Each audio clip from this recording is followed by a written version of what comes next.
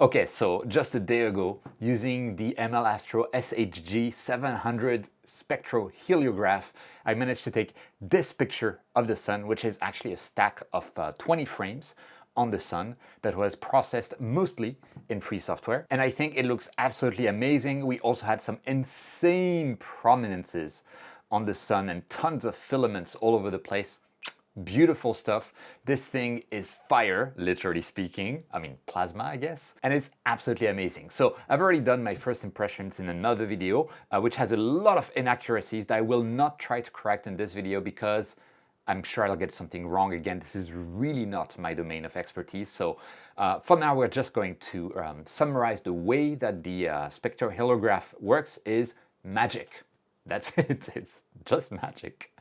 And I'll put the link to the first impressions video above and down in the description. But in this video, I want to go into the processing of all of the videos that you could take with the SHD 700. And I'll be following the processing tutorial that ML Astro put out on their channel, but trying to be a bit more streamlined, while also, especially at the end, adding a couple of tips and tricks here and there. So let's get going. First things first, we need to download the software that we need to process all of this. And you'll be needing JSOLEX, which will basically create the images of the sun based on your recording of a wavelength of the sun. So in this particular case, it's H-alpha, hydrogen alpha.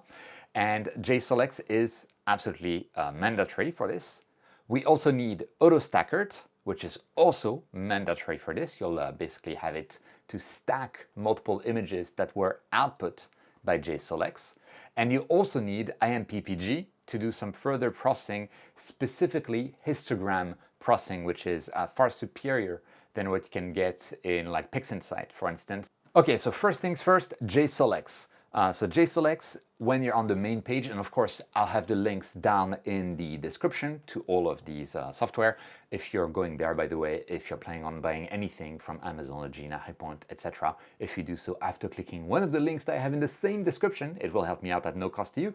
But putting that aside, for JSOLEX, you just, for me it's under Windows, so I'll just download the Windows version by just clicking on that, and it will download an MSA file that we can install. It's just a standard installation. Click next, next, next, next, and you're done.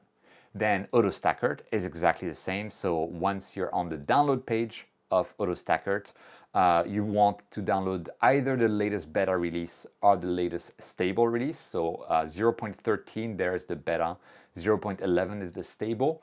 I went with the stable version, but I'm pretty sure it would work just as well in the beta. So I just click there and download it. This one, you actually don't need to install anything. You can just unzip the folder, and then you just double click on AutoStackert to launch it. Very easy.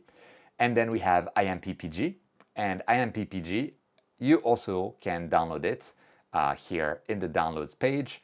Version 2.0.0 is the latest as of recording of this video. Clicking on it redirects you to a GitHub page, and you want to find the one for your OS. So it's either Windows, Debian-based Linux, or Red Hat-based Linux.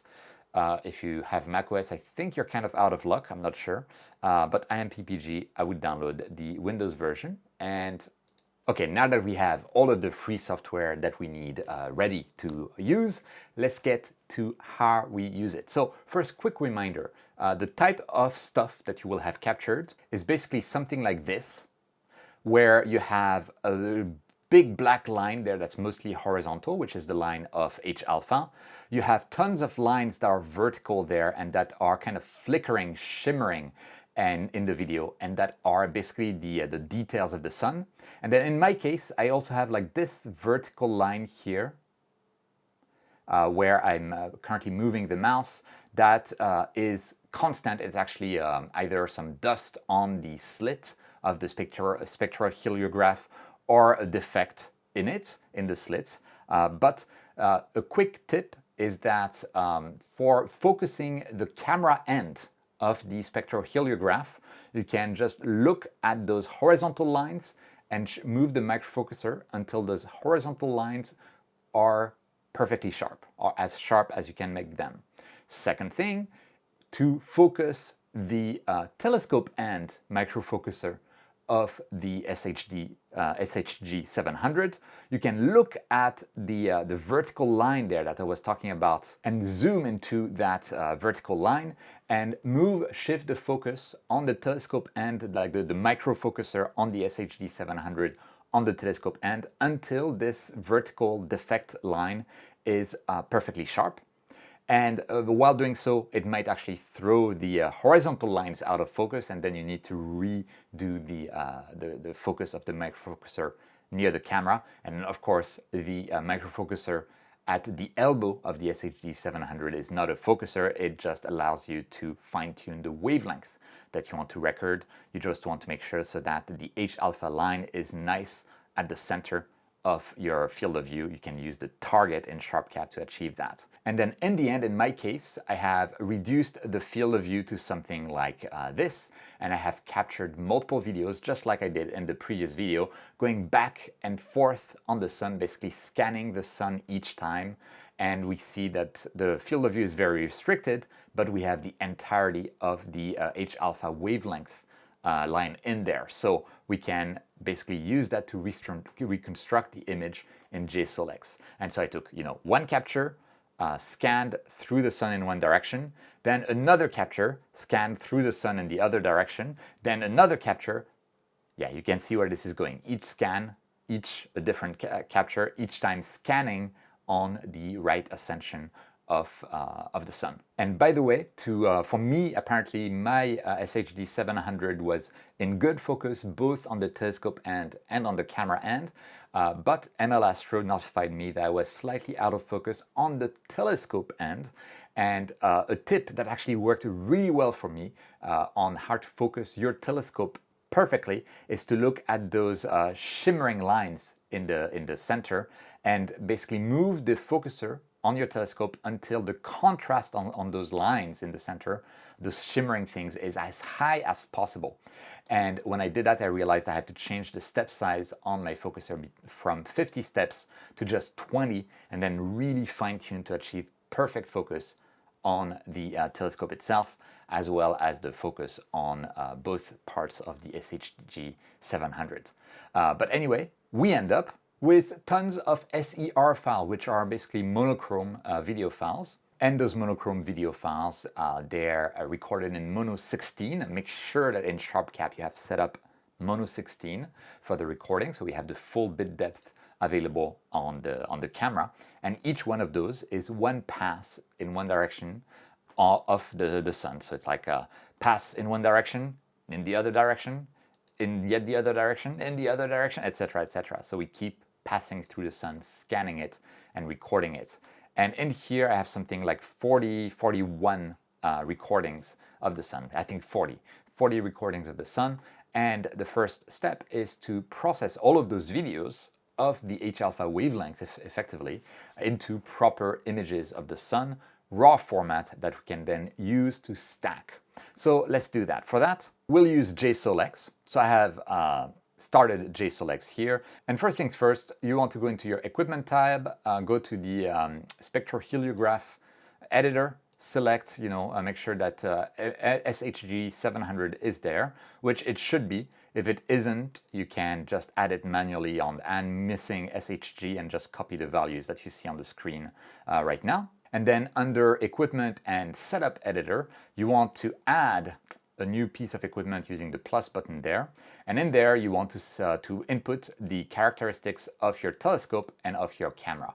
And the only thing that matters really is the focal length and the pixel size. That's all that really matters. The rest you can have mistakes and you'll still be fine.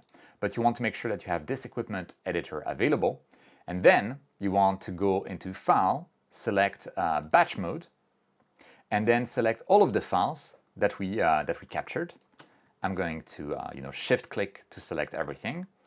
Click on Open, and I want to make sure that I have all of the right parameters. So just check through these screens to make sure you have the correct parameters. Here we are doing H-alpha wavelengths, and yeah, you can again double check the parameters. This should be the correct ones. For me, the artificial flat correction actually did some improvements, so I used that. And especially what made a huge improvement was this jagged edges correction experimental with the default sigma option, and that helps to account for like wind while you're scanning the sun, which is always a problem for me on my balcony. Then under the observation details, make sure that you have selected your SHG 700 profile together using the select button with your telescope equipment profile that you have in there. And in miscellaneous, you can just keep things as default like this.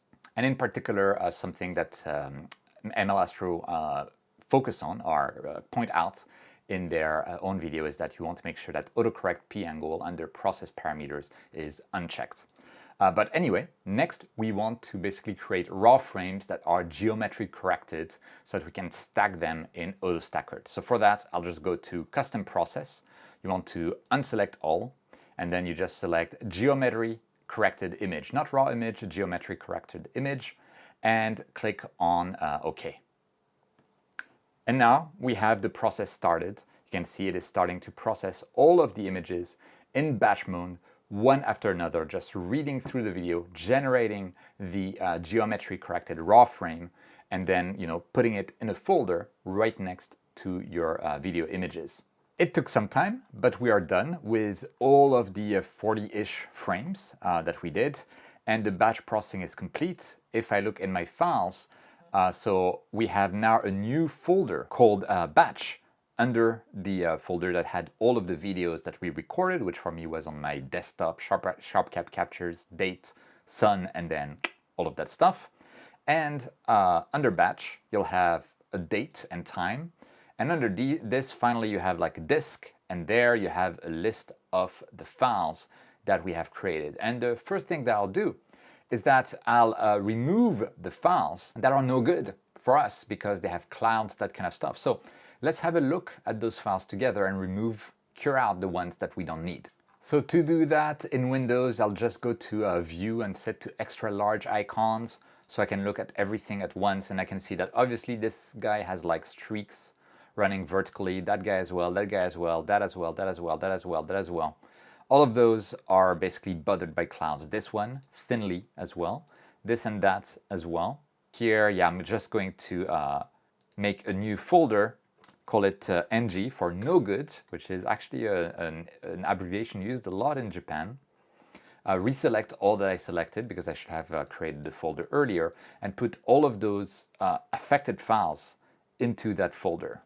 Then I'll just look at each file like in a larger environment just to see if I've missed anything. And yeah, this one has some slight streaks, but yeah, I'm gonna ignore it. I'm gonna say it's fine.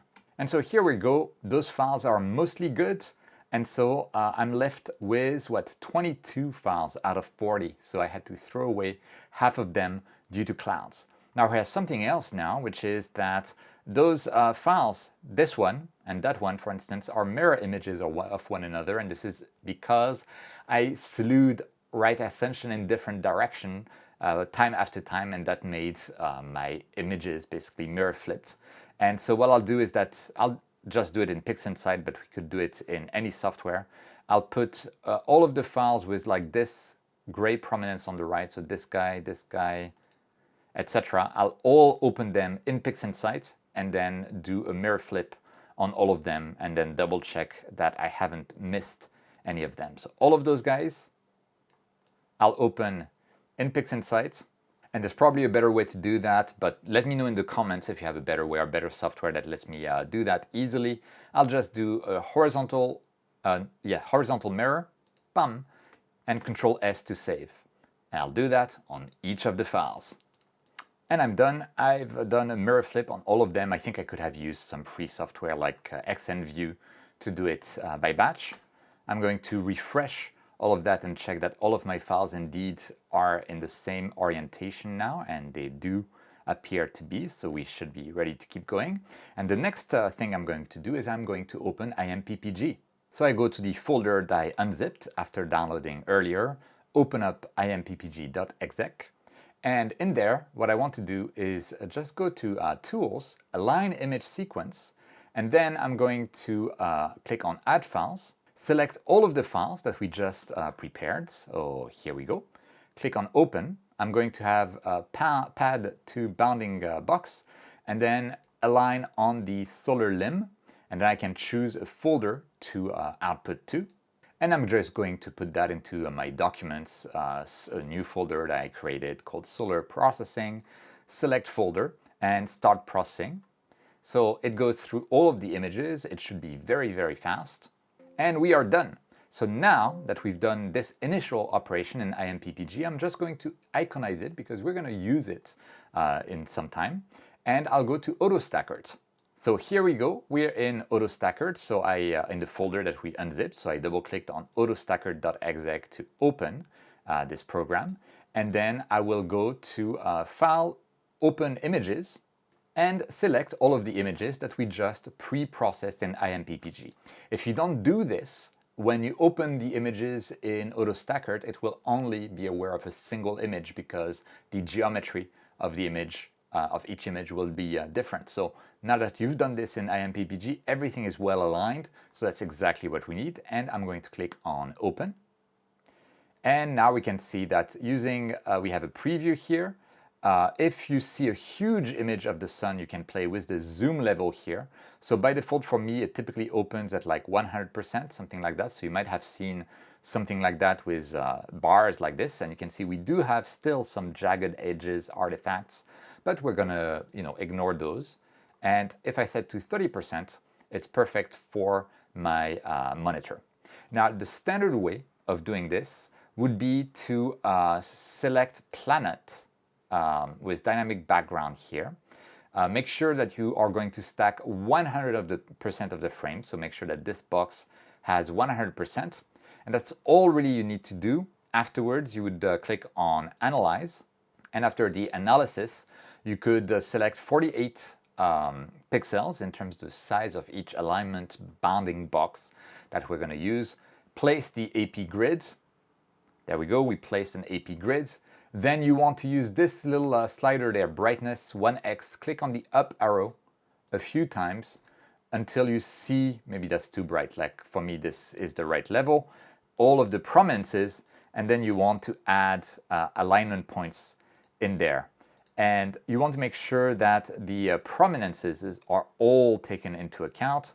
I'm not going to spend too much time on this for this run because I know we're going to have other problems and we'll need to choose a different method anyway for this particular image. So I'm just going to do it very quickly, but you can see you want to cover all of the prominences to make sure that we align on those as well and have everything nice and well covered. And don't forget, like the little prominences on there on the side, there, something like this, and we're good, right? And then you would leave Planet COG, you'll have everything automatic, you have 100% of frames, and we're gonna save as a TIFF file. This is all good. I'm just gonna click on Stack. By the way, the brightness that we setting that we changed only affects the display, so you don't really need to return it to the default before stacking. It shouldn't really be an issue. Okay, now it's stacked, and we could try to open that in IMPPG. So I'm going to do File, Open, and right at the same level as your Solar Processing folder or the Solar Processing folder that we created together. So for me, it's directly under Documents. You would see an ASP100 type of folder that has been created, and in there you have solarprocessing.tiff, and we can open that, and I'm gonna control and mouse wheel to zoom out to look at the result, and it looks kind of nice, but it looks blurry. It looks like I've drunk a bit too much of that nice sake that we have here. So we're not getting a great alignment there. And so to fix that, we need to get back to AutoStackert. And one of the ways to fix that is to choose a bigger alignment point size, something like 64, even 104. Apparently it helps to solve that. So, you go to 64, make sure you're back to brightness one time, then place AP grids, and then, it's all over again, increase the brightness, put on all of the prominences, etc., etc. But I can tell you, I've already done it. It doesn't work for me in this particular case.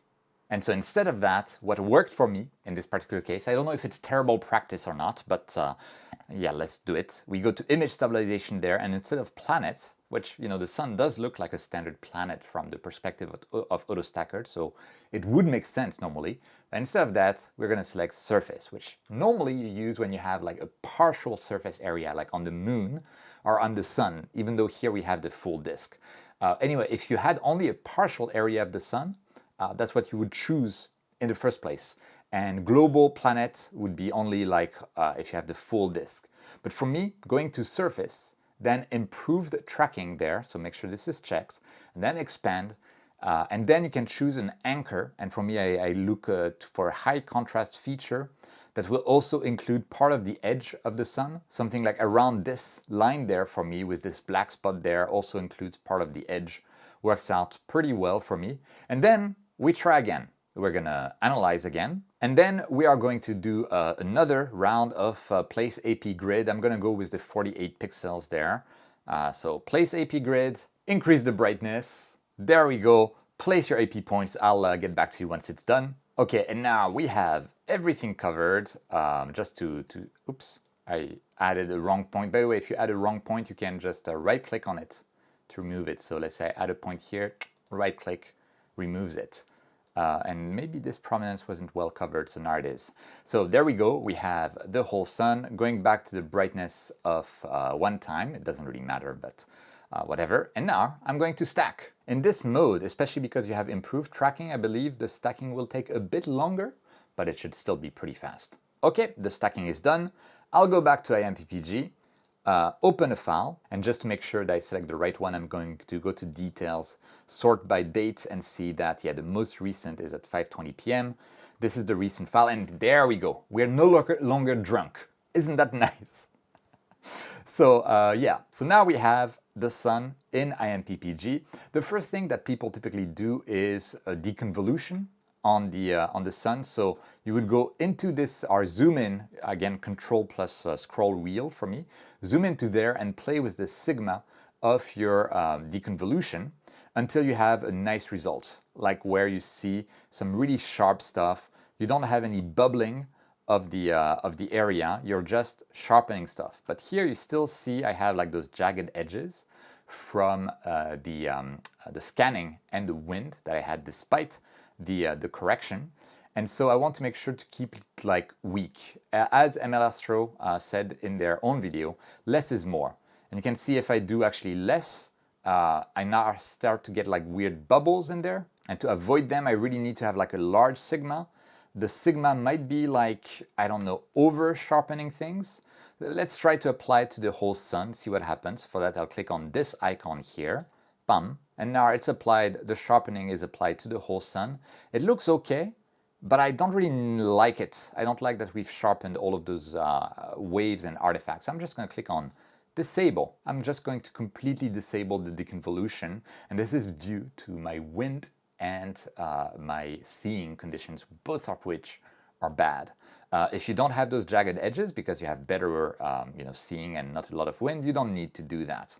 But for me, I've just disabled that. Then my next step is going to play with the histogram. And if you don't have it enabled automatically, you can click on this curve icon here to get this tone curve. And in there, I like to have kind of like the negative processing that I mentioned. And for that, you can kind of want to create a sideways 2. So clicking will add a point. You can click to add a point here, click to add a point there, and you can see I'm creating that, like if you were to flip that 90 degrees clockwise, it would kind of look like a 2. And you just do it to taste. So each point you can drag like that. I can darken the background by dragging this point at the base to the right. It cuts out the bright areas outside, but it also cuts out some of the nebulosity, I would call, in the prominences. So you need to be kind of careful with that. There's a good compromise, and unfortunately this means that for me I have this little weird square of brighter light, but that's a cost that I will just need to bear. Then that second point, we can also like drag it left and right, up and down, and I kind of like it around here, this is pretty nice. And it's really to taste, right? You just adjust to taste. And then we have this point there, and you can also drag it left and right. One of the things that I don't really like is that it might make dark areas, white again. So you need to be kind of careful with how you use that. I like to have something like not too contrasty either. So I play with this and tiny adjustments until I have something that I like. And I like what I see here. This is pretty nice. So I'm going to again click on this apply to all kind of button there on the top left. And we're going to save the file. So file save, and I'm going to save in the same folder as a fits file. So I'm going to select fit and say like, I don't know, sun imppg to say that it is processed. Save that as a fit file. And now I can go into PixInsight to the final bit of processing. That final bit of processing should be perfectly doable in Cyril or in GIMP or in Photoshop because the tools are there. I'm just more used to PixInsight, so that is what I use. So in PixInsight, I will open up the fit file that we just recorded by drag and dropping into PixInsight. And there what we can do is we could try to sharpen this because it's still a bit blurry. And here the jagged edges are a bit less visible than they were in IMPPG. So I'm fine with sharpening this a little bit. And for that, I will create a preview around here. Open up the preview there, and then I can go to all processes. Yes, there is multi-scale linear transform there. There we go. And I like to ignore 1 because 1 will increase the noise that I see. You can see if I increase the bias on level 1 and open up a preview just so we see what we're doing, it looks sharper, but look at that weird noise pattern that we get. So even if we're very careful with 0.1, this is the before and the after, I feel I didn't really increase the sharpness of the image, but it increases the noise. So I will keep the bias at level 1 to 0. That's for my images with poor seeing. If you have good seeing, it's probably fine for you to increase it a little bit. And then we'll start with 0.1 bias on level 2 there. And that actually sharpens it a little bit without increasing the noise too much. So I'm going to go for 0.15 even. Yeah, I kind of like this. And then level 4, we could go to 0.1, see what happens. Yeah, that's nice and sharp. This is before and after. I don't think it's over sharpened. It might be a little bit over sharpened. So on level 4, I'll go to 0.5 instead. Not 0.05, just 0.5. And maybe on level 2, no, this is... Wait, what happened? Oh, actually 0.05. There we go. And that's how it looks like afterwards. So before and after, it's slightly less kind of blurry. And I'm just going to apply that to the whole image. Normally, you'd want to mask out the sun because it's going to increase the noise outside of the sun disk. But because I haven't increased the bias on level 1, it's actually not a big risk. And creating a mask of the sun is always annoying. So I just apply it to the whole image. And there we go. We have sharpened this image. It's a pretty good result. And if I go to the areas outside of the sun, the noise does get increased a little bit. I'm fine with it. And now I am going to colorize this image. So for that, I will go to Image, Color Spaces, Convert to RGB Color, and then we can open up the Curves transformation tool. And in there, I'm going to go to the Open the Preview, go to the red curve, increase it, bam. Go to the blue curve, decrease it, and now we get some yellowish color. Then I go to the green curve and I do an S-shaped curve, just like when we process kind of SHO images, it PixInsight. And that helps to kind of have the center redder and the edges yellower. And that makes us get like a more of a 3D effect on the sun, which I think is a lot of fun. And right now the colors are not great. Oops, I added an unnecessary point there. The colors are not great, so I'm going to go to chroma, like the C curve there, and increase the chroma as well. I kind of like what I see when I increase the chroma. Go to the red. I want the image to be slightly redder, so I increase the red even a bit more. And that's a type of artificial colorization that I really like on the sun, where we have this gradient for the like deeper red / orange back to yellow on the side. But it's really a matter of taste. But you can see it's a recipe of multiple things. We have the red curve that is higher, the blue curve that is lower. If you have it too high, you have kind of a purplish kind of color. Too low, and you really go into the orange. So it's up to you to find like the right level that you like for blue. And then in the green curve, we have this S curve. And again, this is absolutely to taste, that adds the 3D effect to the sun that I really like. And you combine that with the chroma curve slightly increased. And this is what we get here. So this is before and after with this particular curve settings. I kind of like what I see. And bam, this is what we get. And now I'm basically done with my image of the sun, so I'm going to delete all of the previews. This is kind of really nice, actually. I really like this result. We have those huge prominences, and I'd say like the biggest issue that I have with this is this like bright area around the sun that kind of spoils the overall image. Normally, I would need to create like a mask around the sun, but it's too many steps because the areas within the sun are not as bright actually as some of the areas outside of the sun. So I could create a mask that would basically be just the filaments plus, or not the filaments, the prominences plus the disk, and then fill it in some other software, then come back to this, then invert it, then play with the curves to remove this background. I think it's too much work. I'm fine with this. This looks great, and that's the overall processing flow that I have for the solar images taken with the SHG 700.